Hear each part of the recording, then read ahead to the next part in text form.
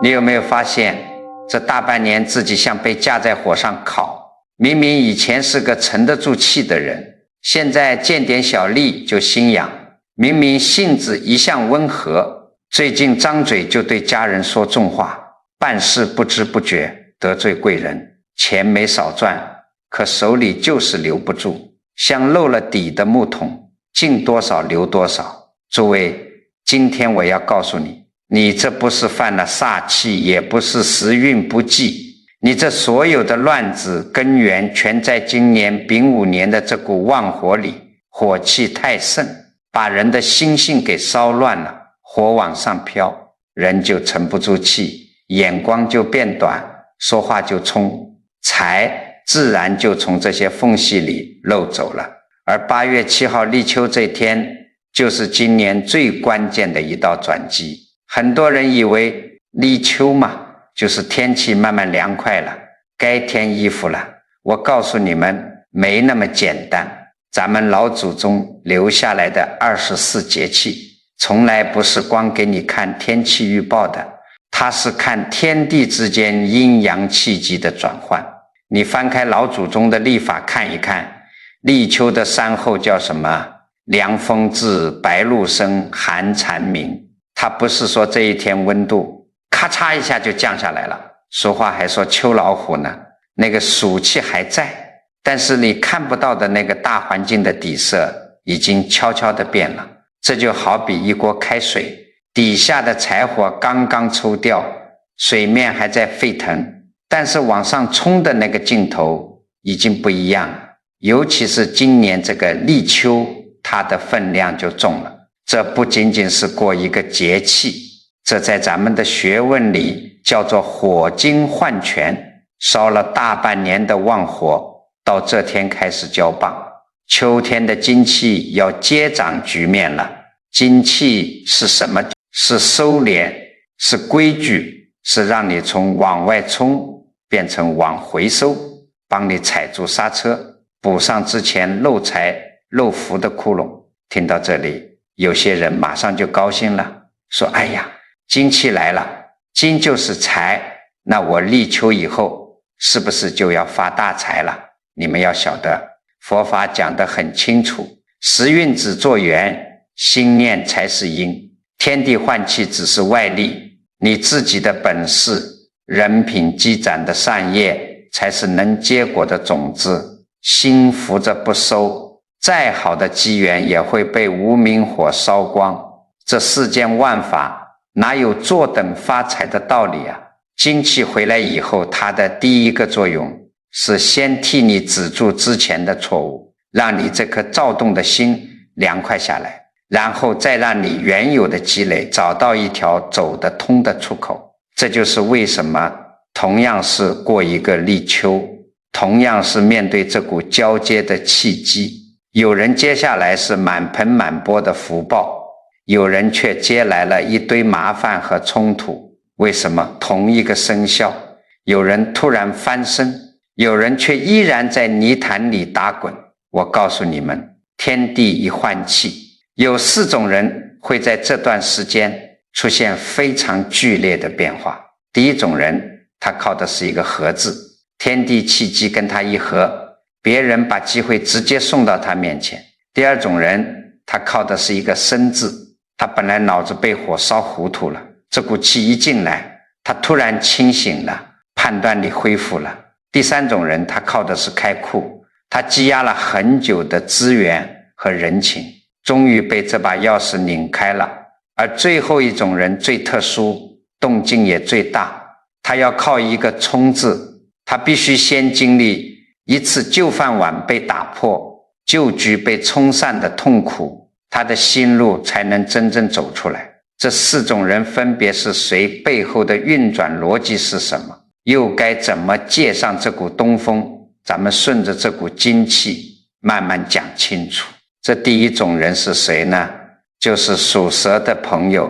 在老祖宗讲的12地支里，蛇对应的是巳，今年大半年的流年，火气太旺，属蛇的人本身也带着火气，等于2把火碰在一起，所以这半年很多人心里一直被压着，有劲儿使不出，或者天天像个陀螺一样忙来忙去，总是帮别人擦屁股做嫁衣，自己什么名分什么好处都没落下。但是8月7号立秋一到，就进入了农历的申月。老祖宗的学问里有一句话叫做四生相合，这个合太关键了，你们要晓得，很多人一听合，一听交好运，就以为是走在马路上，天上突然掉下一袋子金币砸在头上。我告诉你们，天下从来没有这种事。这个合是说你过去几年甚至10几年积攒的才华，你吃过的亏，你干过的苦活累活，在这个立秋的节点上突然接上头了，找到出口了。就像那句老话说的，你这块金子总算被人看见了，财门不一定非得从钱眼里打开，很多时候它是先从有人开始重视你，有人把机会交给你开始打开的。我认识一个女居士，咱们就叫她阿梅吧。阿梅是秋天出生的，属蛇。阿梅在一个家族开的加工厂里做财务，做了整整10年，对外说是财务，其实什么脏活累活她都得管。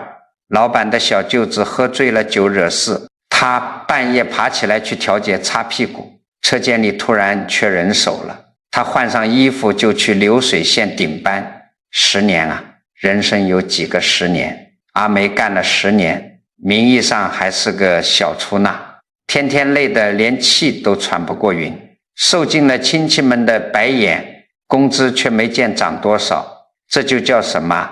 这就叫自身的火没有出口，全在自己身体里乱烧，烧成了委屈，烧成了埋怨。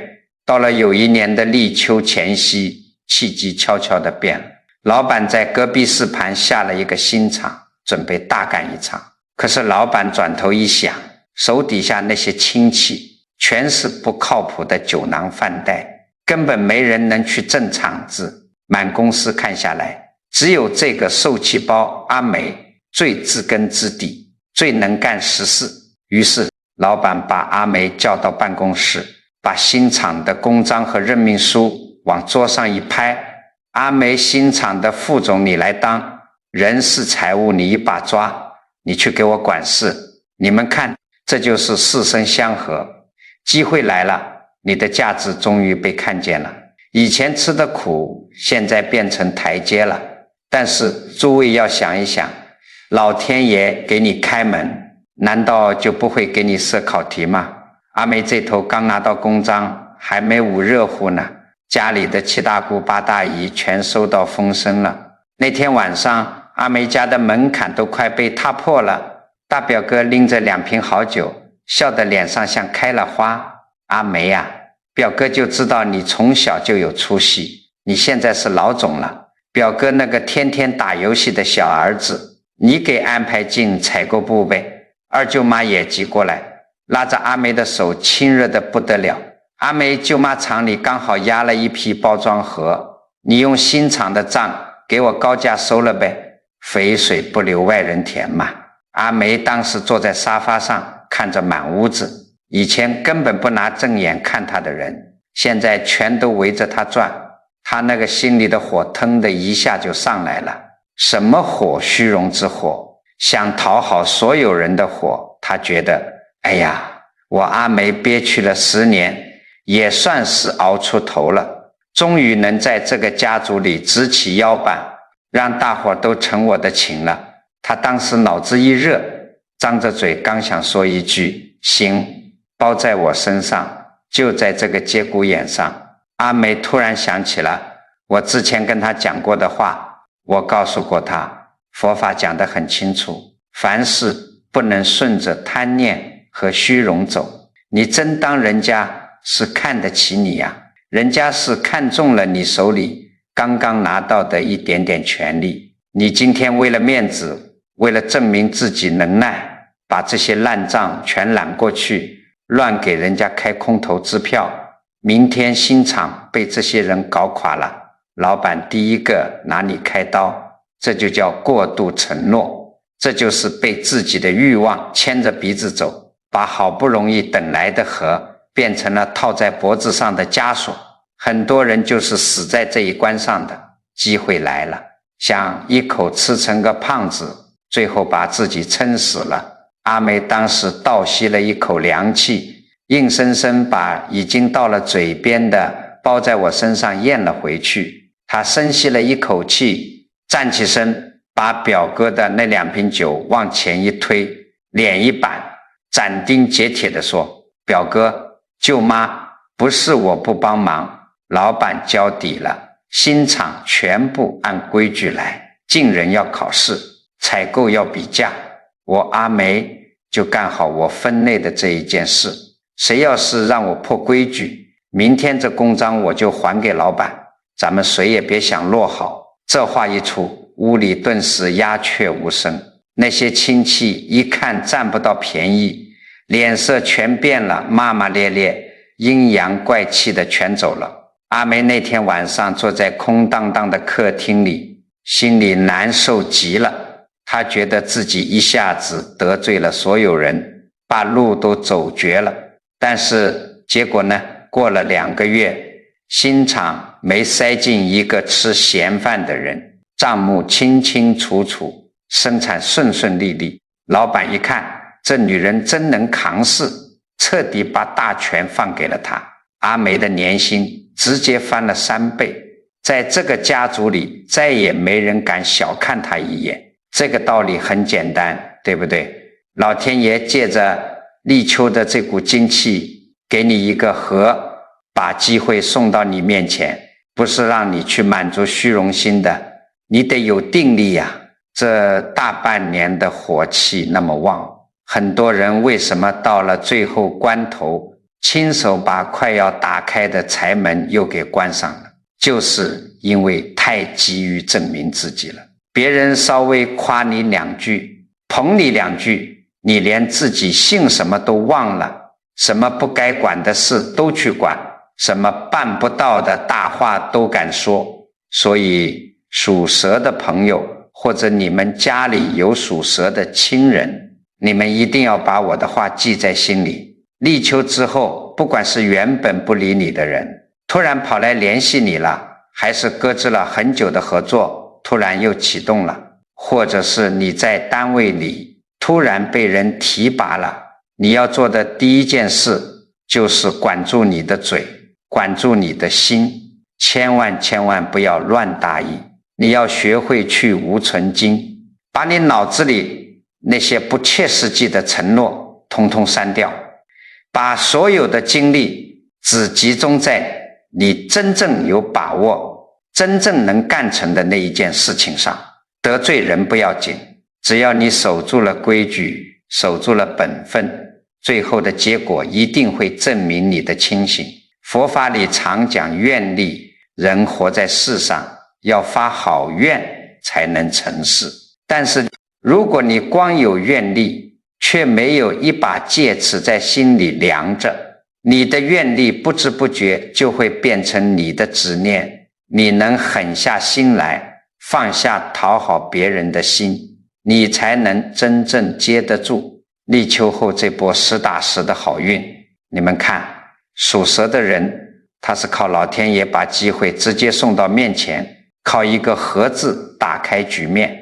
但是接下来我要讲的这第2种人，他跟属蛇的情况刚好相反。他不是没有机会，他是被这大半年的火气把脑子都给烧干了，好坏都分不清了，机会就在眼前，他也抓不住。这第2种人就是属猪的朋友。在咱们老祖宗的12地支里头，猪对应的是亥，五行属水。你们想想看，今年这大半年天干地支全是火，这把火烧得多旺啊！火那么大，你这滩水会怎么样？是不是就被烤干了？咱们老祖宗常讲，五行里面水主的是什么？水主的是智，是智慧，是清醒。水一干，人的脑子就迷糊了。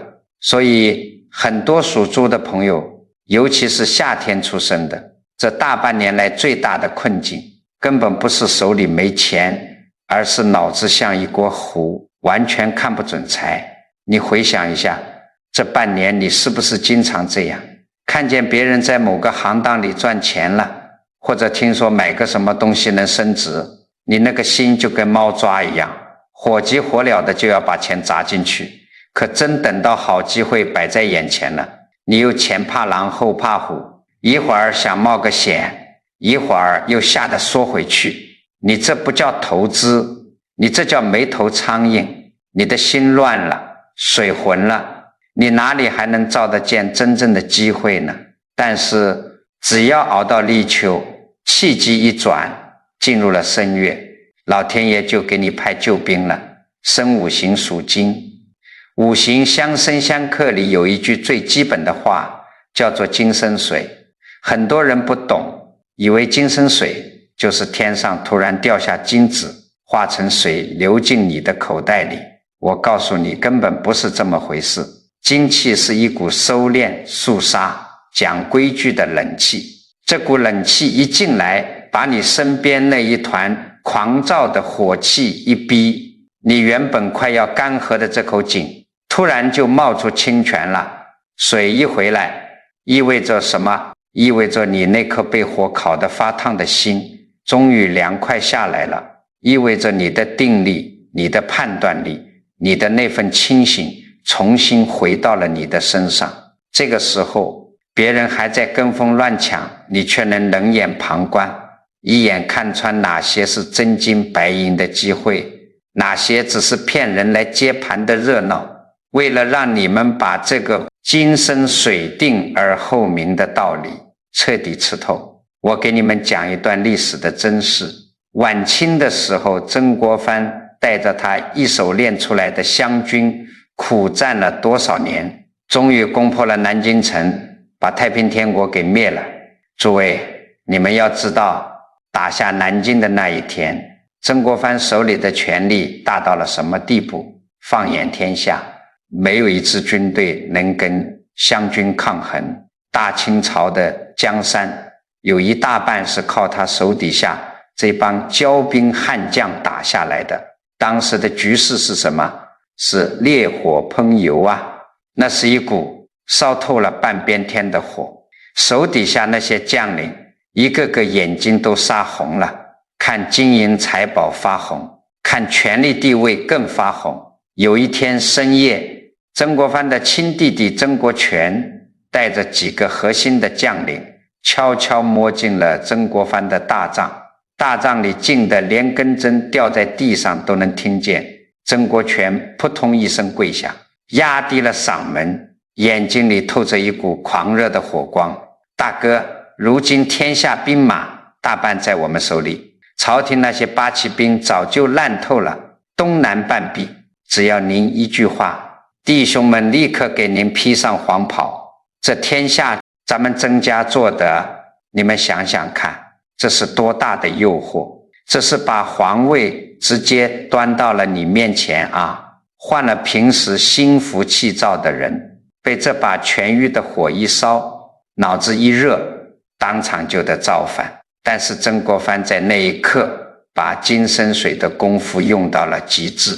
曾国藩坐在太师椅上，手心里有没有冒冷汗？可能有，但他脸上的表情就像一口深不见底的古井，水波不兴。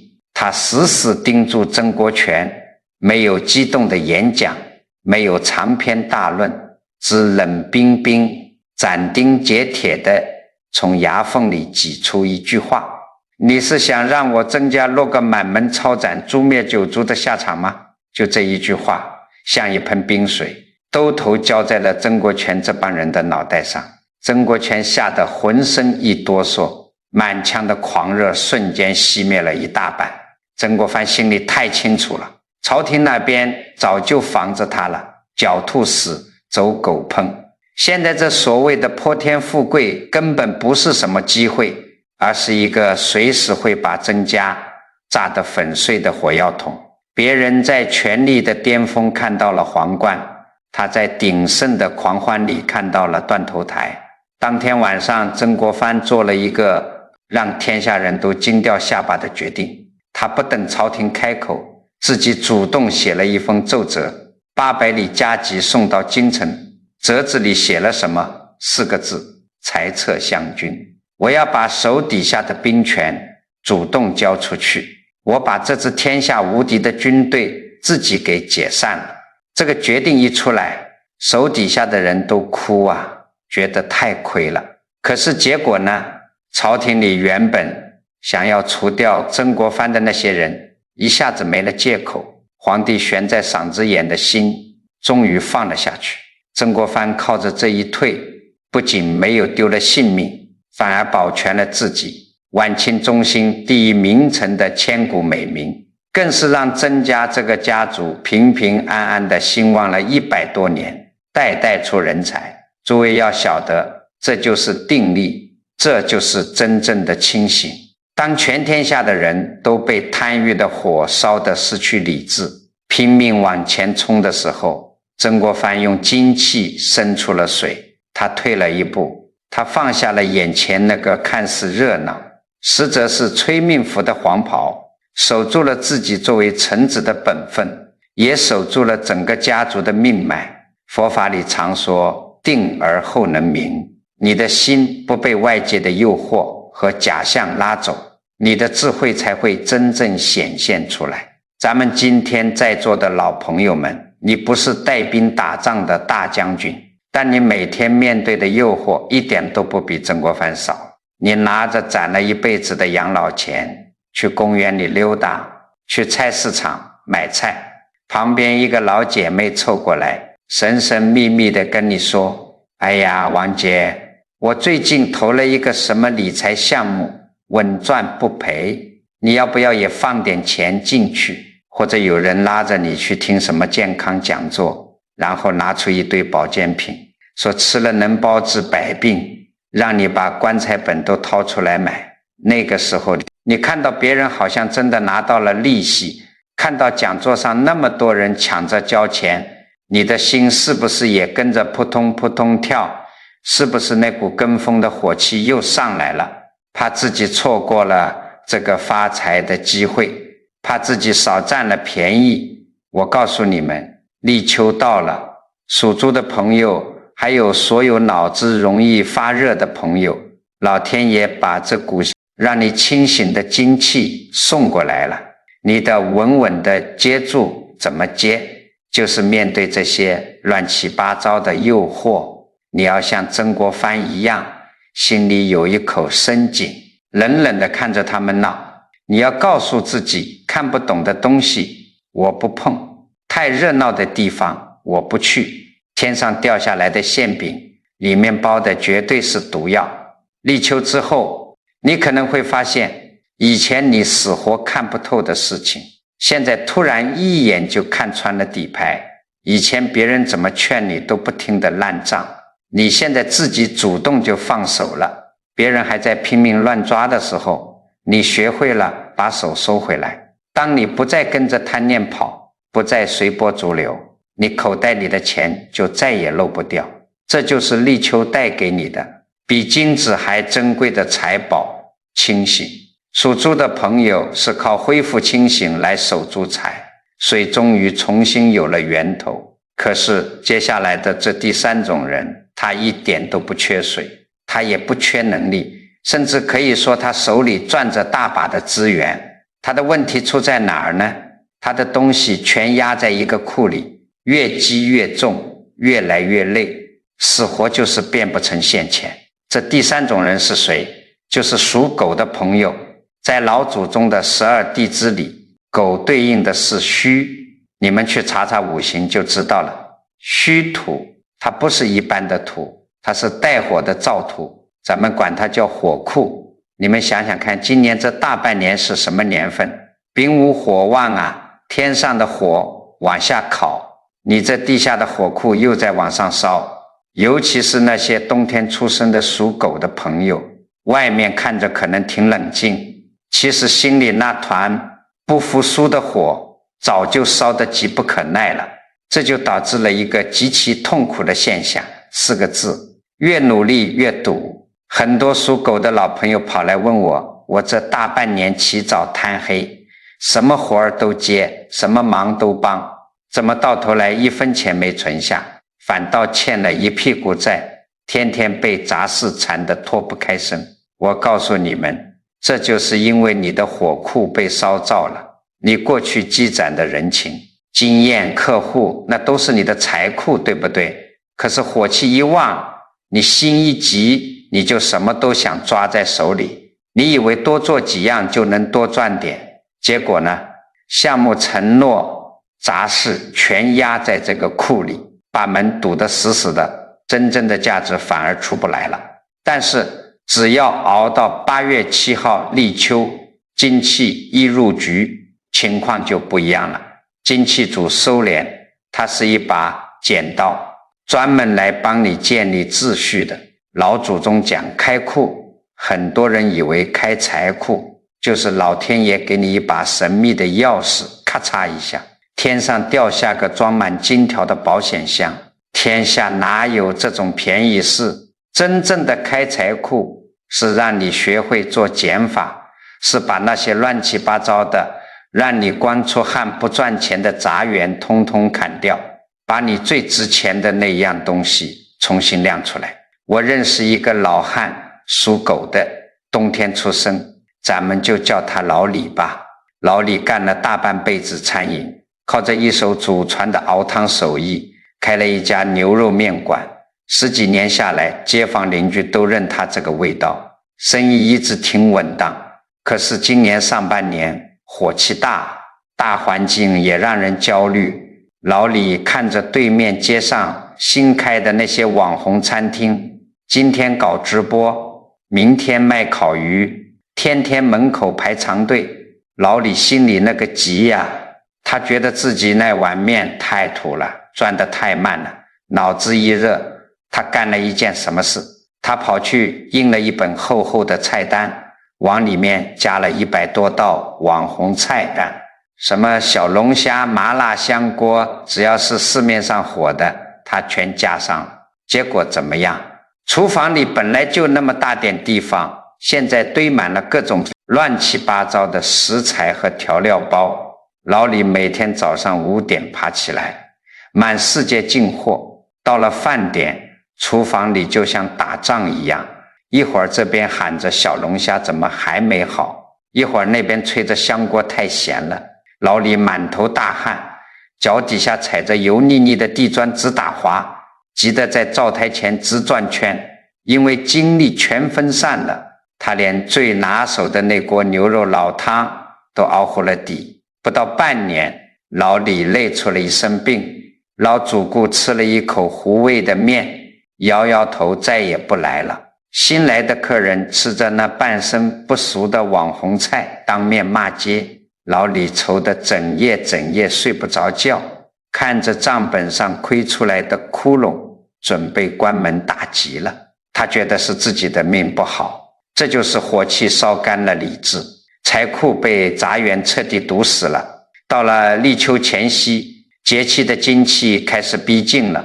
有一天晚上，面馆里一个客人都没有，老李一个人坐在昏暗的大厅里，看着墙上那张花里胡哨的大菜单，他突然间就清醒了。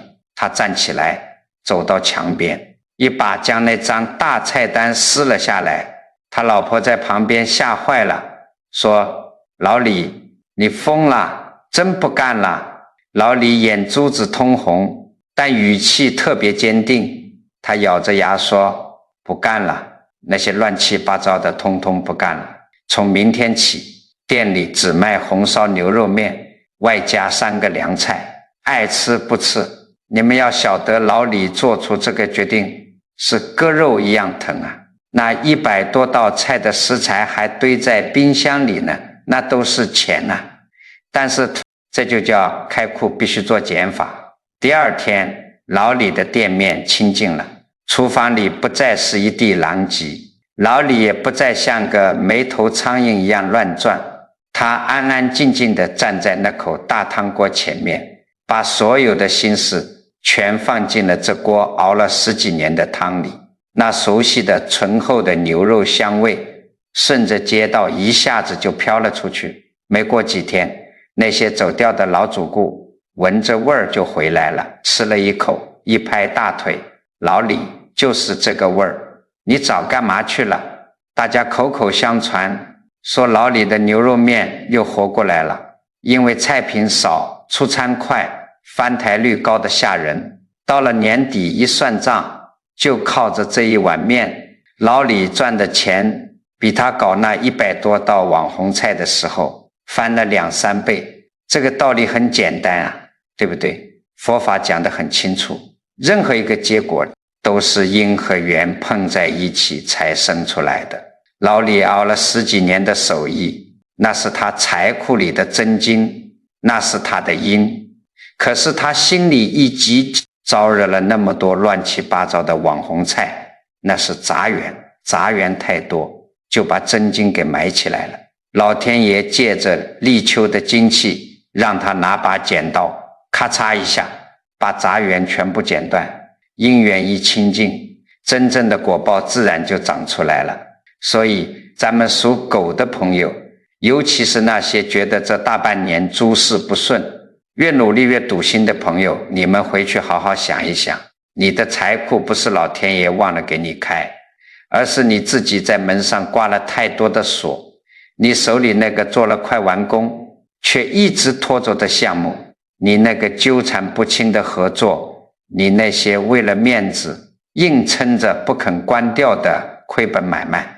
立秋到了，别再硬扛了，你要问问自己，你最核心的本事是什么？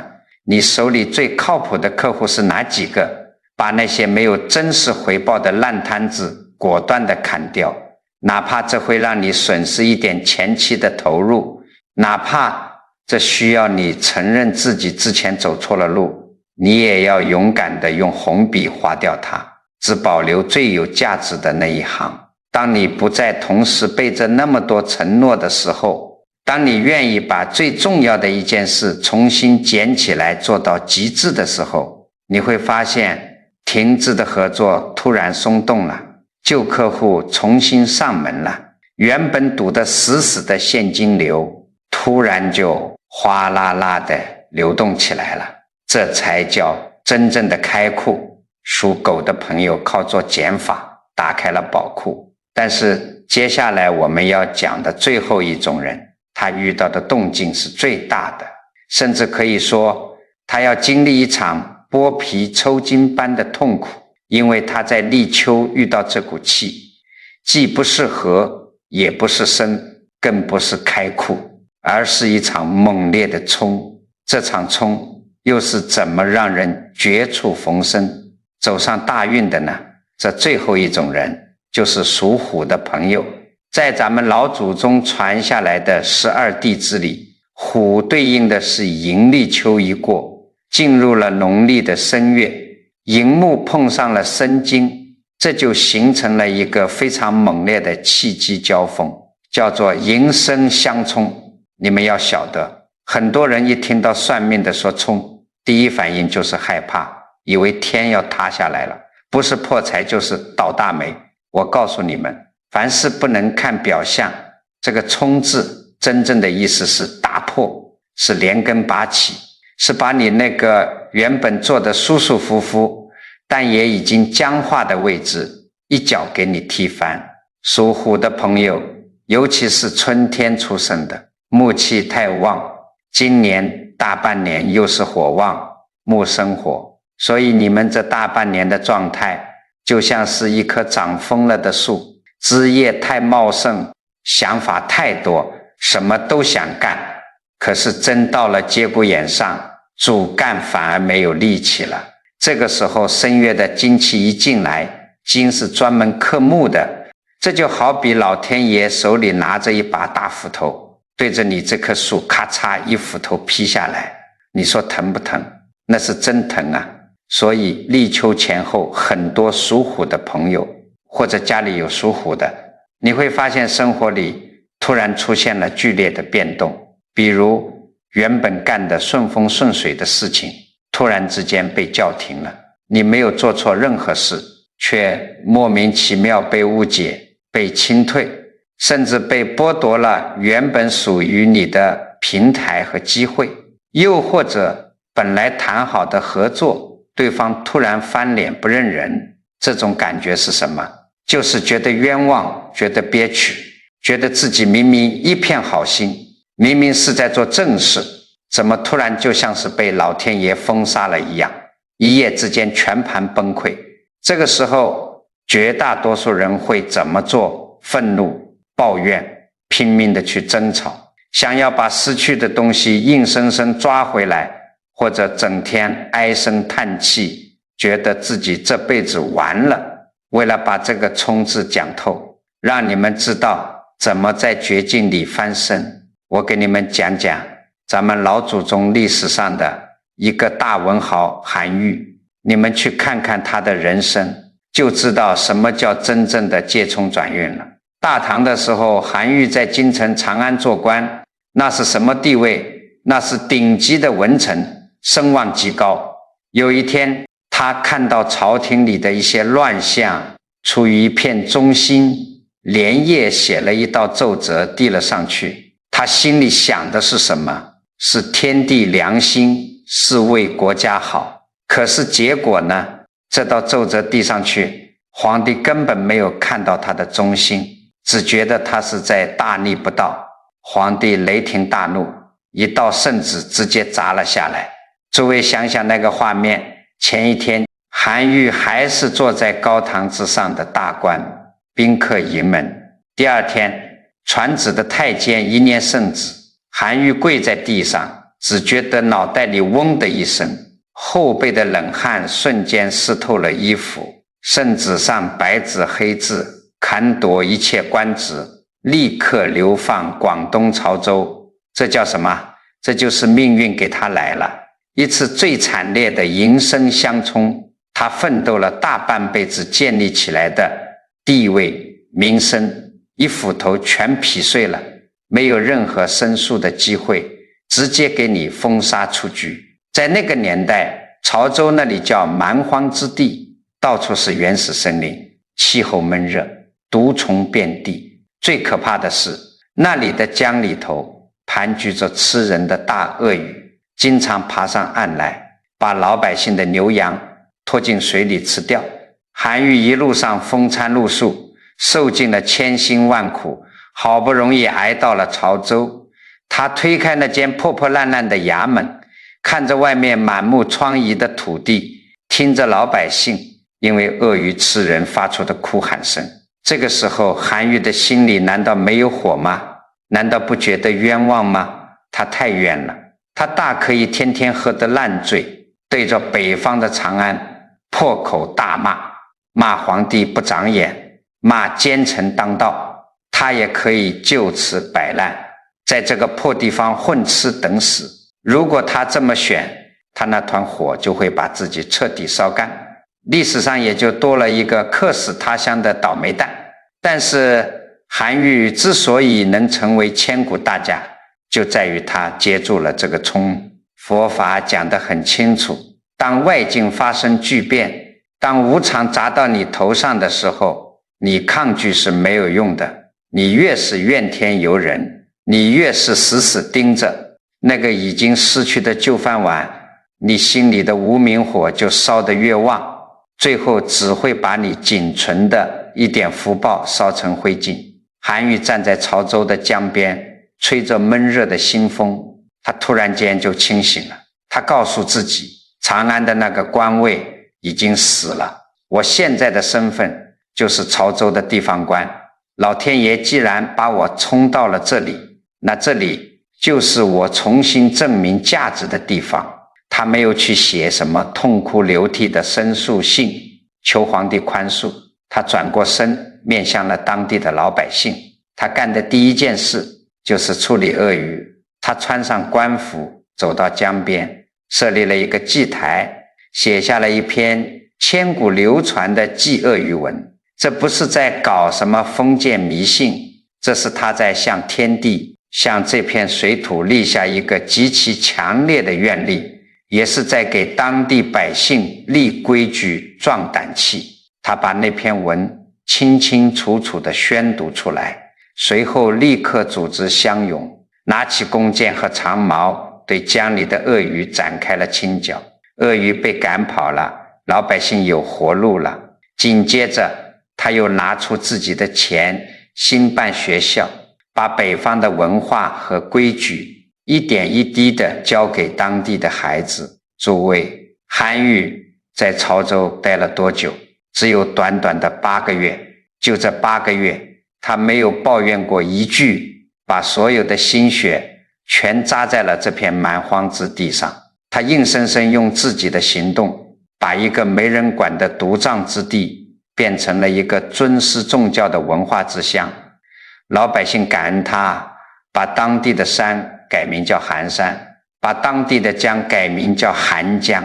老天爷用一场猛烈的相冲夺走了他在朝堂上的一把椅子，却逼着他放弃了对高官厚禄的执念，在绝境中走出来，证明了自己真正的价值。他不光洗清了皇帝对他的误解，更是让自己走上了一条流芳千古的圣人之路。这就是不破不立的真相。你们想想看，这个道理是不是非常直白？咱们今天在座的老朋友们，你们自己或者你们的孩子，如果在立秋前后也遭遇了这种命运的冲撞，比如你原本安稳的工作突然被通知裁员了，或者你为了家付出了半辈子，突然却面临分崩离析的变故，这个时候你的心跳会加速，你会感到恐慌、委屈，甚至想要跟人拼命。千万不要慌，你要立刻深吸一口气，告诉自己，那个旧的局面，不管你多留恋，它已经结束了。老天爷这个时候拿剪刀给你剪掉，其实是替你拔除掉了一个隐藏着巨大风险的病灶。这个时候真正决定你未来命运的，根本不是你失去了什么，而是你接下来要把目光盯在什么地方。如果是心乱的人，被冲了一下，马上就急眼了，到处乱撞，试图去跟规则对抗，试图去祈求别人把旧饭碗还给你，结果越冲越散，最后连尊严都搭进去了。但如果你是一个有定力的人，你就要像韩愈一样，你要学会接受这个被迫出局的现实，把心里那股冤枉的火按下去。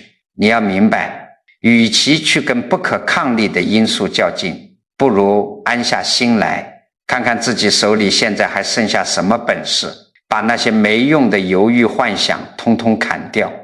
哪怕现在让你从一个很低的起点重新开始，你只要在一件实实在在的事情上重新创造出价值，别人自然会看到你的清白和能力。当你能够心平气和地切断旧的消耗，把个人的委屈转化为实实在在的行动时，你会发现这场看似残酷的冲，其实是把你推向了更高更宽阔的人生舞台。讲到这里，4个生肖的转运机制，和生开库冲，我都给诸位掰开了揉碎了，讲得清清楚楚了。但是大家别急着高兴，也别光顾着叹气，你们千万不要以为听懂了道理，回家躺在沙发上等着8月7号立秋一到，好运自己就会找上门来，那是不可能的。我说过，时运只是给你送来一阵风，你要想真正把这股精气接进家门，不让财气和福气漏掉，你就必须在现实生活里，在你的家里落实具体的行动。接下来我就要教大家几招，在立秋前后这几天，不管你属什么生肖，到底该怎么做才能清掉心里的火，打开家里的财门。这第一招就是要清一笔火账。什么叫火账？你们想想看，今年这大半年的火气这么旺，很多人是不是心里急躁，做事冲动？这股无名火烧掉的不仅是你的运气，更是你实打实的福报。你要迎接立秋的精气，你的心如果还像一个大火炉一样，精气一进来就被你融化了，你怎么接得住？所以不管你属什么生肖，在立秋前后的这几天，你必须停下来，给自己清算一下这笔火账。怎么清？很简单，拿出纸和笔，安安静静地坐下来，写下你过去这3个月里最容易让你漏钱的3种行为，是你一听见别人推荐保健品就脑子发热，还是你一去菜市场就管不住手，买一堆吃不完烂掉的东西，又或者是你一跟家里人生气就跑出去乱花钱来发泄。你把它们清清楚楚地写下来，写下来之后，立秋前后这几天，你要给自己定一个死规矩，强制暂停一次非必要的大额决定。只要是你觉得心里扑通扑通跳，觉得哎呀错过这个春就没这个店的事情，不管是投资借钱还是买大件，立刻停下，压一压。这就是老祖宗讲的，用精气的冷去克制火气的急。还有最重要的一点，火气最容易从哪里出来？从嘴巴里出来。佛法讲得很清楚，口业最损福报。你回想一下，这半年你是不是因为脾气急跟老伴吵过架？是不是对儿女说过狠话？是不是把本来能帮你一把的朋友给得罪了？立秋这几天你一定要去把这道裂缝补上，不需要你买多么贵重的东西去赔礼，你哪怕只是打个电话，或者给家里人倒杯温水，轻声细语地说一句，前阵子我脾气不好，你别往心里去。就这一句话，你心里的那团火就彻底熄灭了，你人际关系上的那个漏财洞就被你亲手给堵上了。只要你在花钱和说话之前开始出现了那么几秒钟的停顿，你的火账就算是清干净了。但你们要晓得，清火不是让你去拖延。如果你之前已经投资了错误的项目，已经看到了亏损的窟窿，那是实打实的风险。该止损的时候，你一样要果断切掉，这才是真正的清醒。清完了火账，这第2步就是要完成一个具体的接经动作。外面的契机变了，你光坐在家里等是不行的，你得伸出手去接。刚才我们讲了4种命势的人，你们要根据自己的情况去把这个动作做实。属蛇的朋友，你的转运机制是合，所以你的动作就是主动去回应，你不要再像以前一样只顾着低头干活，等着别人来发现你。你要趁着这几天把你过去做过的作品，你攒下的经验和能力好好整理一下。如果刚好有人邀请你做事，或者单位里有个适合你的位置空出来了，你不要退缩，你要大大方方地迎上去，选一件你最有把握的事，给出你最实在的回应。属猪的朋友，你的机制是生，是恢复判断力。你的动作就是分类，拿出一张纸，把你眼前看着热闹的机会项目，或者是别人劝你参与的事情，严格的分成2类。一类是你能看懂底牌的，另一类是你根本看不懂，只是听别人说能赚钱的。分完之后，拿起笔，把看不懂的那一类全部划掉，看都不要再看一眼，你只去处理你能看懂的那一点点事情，你的财就稳了。属狗的朋友，你靠的是开库，你的动作就是检查和舍弃，去把你手里那个拖了很久快要完成却又一直卡壳的项目，或者是你那个投入了很多心血却一直没起色的老本行，重新拿出来检查一遍，问问自己到底哪一个是真正在给你带来回报的，把那些纯粹是为了面子为了凑数而硬撑着的杂项果断砍掉，只保留那一个有真实回报的核心，你的宝库大门就打开了。属虎的朋友，你面临的是冲，你的动作最需要勇气就是做选择，把你现在心里犹豫不决、左右为难的几条路全部列出来。你要晓得，老天爷不会让你什么都占着，你必须在这几天里只留下一条主路，并且在心里清清楚楚地告诉自己，我接受放弃另一条路带来的一切代价。当你不再贪心坚固的时候，冲撞的力量就会变成推着你往前走的力量。如果你们不在刚才说的这4个生肖里面，怎么办呢？这个道理很简单，你看看自己眼下的处境，最接近哪一种，你就去用哪一个动作，万法归宗。关键在于你要去做，做完了个人的动作，这第3步就是要去整理咱们家里的那个纳气口。什么是纳气口？就是你家的入户门和玄关。诸位想想看，门口是干什么的？那是外面的气，外面的缘分进入你这个家庭之前必须经过的第一道关卡啊！可是你们回去看看自己家的门口，很多人为了图方便，门外堆满了破旧的鞋盒、网购留下的废纸箱，甚至连坏掉的雨伞、舍不得扔的破烂全堆在走廊和玄关。你们要晓得，这些旧东西、坏东西带着的全是衰败的死气。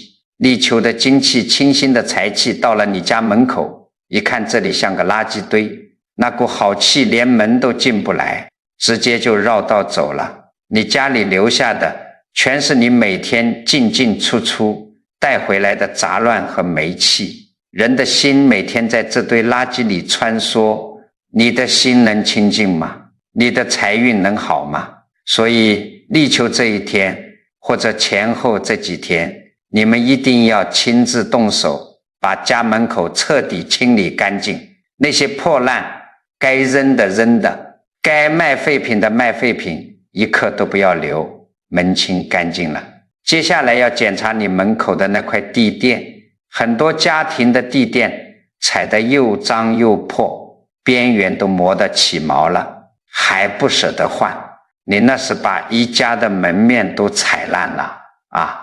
趁着立秋去换一块干干净净的新地垫。怎么选颜色？咱们老祖宗是讲究调和的。春天出生的朋友木气偏旺，你可以用灰色的地垫来调和。夏天出生的朋友火气太旺，你换一块蓝色的，用水来平息火气。秋天出生的朋友精气重，你可以选绿色的，让气机生生不息。冬天出生的朋友水气偏寒，你就换一块红色的地垫，给家里添一把温暖的火气。这叫顺应天时，调和阴阳。地垫铺好以后，立秋当天的白天，你要拿一块干净的抹布，蘸上清水去擦拭你的门槛、门框和玄关的台面。你们记住，擦的时候有讲究，要从里向外擦。这不仅仅是在做卫生，这是在做一个清净心念的仪式。你一边擦心里，一边观想，把你家里这大半年的烦恼、急躁、晦气，顺着这个清水全部推出门外。门清了，有了承接心气的空间，福报和财气才有地方落下。但是很多人有个误区，以为我今天换了个垫子，插了个门，明天我就能坐在沙发上数钱了。天下没有这样的道理。仪式是为了让你定心，让你每天出门进门的时候能看到秩序，能保持清醒。真正接财靠的依然是你清醒之后的判断与行动。好，门口清干净了，最后这第4步也是非常关键的一步，就是要清理你家里的西北方和正南方。咱们老祖宗的学问里，方位的气场是跟着流年转的西北方，往往关系着一个家庭里长辈的健康和男主人的事业。正南方今年刚好是离火位，很多人家里西北方的角落里长期堆放着什么？吃剩下的旧药盒、过期的药片，还有那些早就坏掉却舍不得扔的旧电器。我告诉你们，这些东西放在那里，就像是家里长了一个无形的瘤子。旧药盒散发的是病气，坏电器散发的是停滞的死气，他们会死死地拖住一家人的精气神。立秋这几天赶紧把西北方翻一遍，没用的要坏掉的家电通通扔出去。再看正南方，既然大半年火气这么旺，你就绝对不能再在正南方堆放易燃的杂物，比如那些积满了灰尘的废报纸、破纸箱，或者是长期不用的旧衣服。这些东西堆在正南方，就等于是给家里的烦恼和矛盾堆了柴火，稍微一点火星子，家里就能吵翻天。赶紧去清理，能丢的立刻丢，还能用得上的或者可以送人的清洗干净，分类收好。但是你们要记住，清理空间绝对不能是一次性的热闹。很多人今天听我讲了，热血沸腾回家大扫除，累得腰酸背痛，过了1个月，家里又乱成了一锅粥，这就没用了。你必须建立一个回看日期，每隔7天或者每隔半个月，你就去西北和正南这2个地方看一眼，乱了马上收，脏了马上擦。佛法里讲缘起，这个词听起来深奥，其实落到生活里再简单不过。一个家庭的好坏，一个人运势的起伏，从来不是靠摆一个什么风水物件就能决定的，它是许许多多的条件共同成熟的结果。你的家里干不干净？你平时爱不爱发脾气？你做事是不是有条理？你和老伴侣能不能说得上话？这些全都是条件，只有这些条件都理顺了，那个叫做好运的果实才会自然而然地结出来。咱们老祖宗早就讲过，秋季养生重在收敛神气。什么是收敛神气？就是把你那颗大半年里向外乱跑、贪得无厌、浮躁不安的心，老老实实的收回到你自己的身体里，收回到你干净整洁的家里。心收回来了，戾气就聚拢了，戾气聚拢了，你才能在这万物肃杀的秋天守住你自己的那一份果实。好了，今天这堂课讲了这么多，我知道你们当中有些老朋友年纪大了，记性不好，为了让你们真能把这份好运气接回家，我最后再给你们原原本本的复盘一遍。下面这几个保命的招数，你们打死也要记在脑子里。第一，我告诉你们，立秋的时刻再精确，节气再好，那也只是个外援。一个人真正的财库长在你的心念和行为上。所以你们听完回去，第一件事，先去强行停掉一次你正准备做的冲动决定，哪怕是忍住去少花一笔冤枉钱，也千万别让这大半年积下来的无名火气，在最后这几天把你快要到手的机会给烧成灰了。第二，这4种契机变化，你们自己要去对号入座。属蛇的重在接触合作，千万别为了虚荣乱许诺。属猪的重在恢复判断，看不懂的热闹和财坚决不去碰。属狗的重在打开积累，拿着剪刀把没用的杂项全砍掉。属虎的重在舍弃，老天爷把你不合适的旧饭碗砸了，你得赶紧认清现实，定下心去走那条真正属于你的心路。第三，要想开家里的财门，必须的是清心清事清家门一起来。你不要光想着去买个什么颜色的地垫一铺，擦一遍门框，然后转头又天天在家里翘着二郎腿发脾气。如果是那样，老天爷把好运送上门你也留不住。你的行动必须要跟环境一起调整，把门口清理干净，把西北和正南的杂物扔掉，这就叫腾出干净的地方，心静了，屋子静了，外面的善缘和财气才有地方落脚。这个道理很简单，对不对？讲到这里，你们要晓得，咱们今天讲了这么多风水五行节气，其实说到底，这世上最好的风水在哪里？根本不在你家的大门上，也不在算命先生的罗盘里。这世上最好的风水就是咱们这颗人心。佛法讲得很清楚，万法唯心造。你这一生最大的改命，不是去求神拜佛，而是去改你的念头，改你的行为。你把心里的恶念改成善念，把冲动急躁改成沉稳清醒，这就叫改因。你的因一改，后面的果报自然就跟着变了。你们仔细想想看，一个人如果在家里能少发一次脾气，你们这个家是不是就少了一道烧人的邪火？一个人如果能在大家都在乱跟风的时候，时时守住一次清醒的正财，你们全家是不是就少了一次惊吓和恐慌？所谓家运转动，往往不是全家人一夜之间全变好了，而是先从家里的某一个人愿意清醒，愿意放下执念开始的。只要你变了，你这个家的气场马上就跟着转过来了。今天听了这番话，如果你觉得对你有帮助，觉得心里亮堂了，请你动动手指，给这个视频点个赞，点个关注。更要紧的是，我希望你们能把这个视频转发给你们最关心的家人、亲戚和朋友。为什么让你们去转发？不是为了给我这把老骨头凑热闹。你想想看，你平时劝儿女，他们可能听不进去，但你把这个道理转过去，你的一句提醒，可能刚好就拦住了朋友的一次冲动投资。你的一次转发，可能就让家里人少造了一次口业，少走了一条弯路。这叫什么？